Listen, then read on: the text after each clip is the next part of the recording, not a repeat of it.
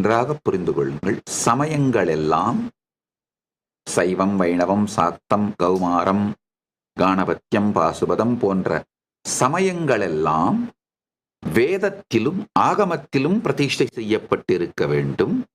சித்தாந்தங்கள் எல்லாம் பிரஸ்தானத்ரயத்திலே பிரதிஷ்டை செய்யப்பட்டிருக்க வேண்டும்.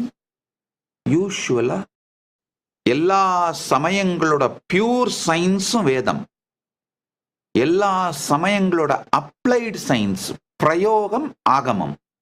உதாரணம் சொன்னா சைவத்துக்கு பியூர் சயின்ஸ் வேதம், சைவத்தோட அப்ளைடு சயின்ஸ் பிரயோகம் சைவாகமங்கள்.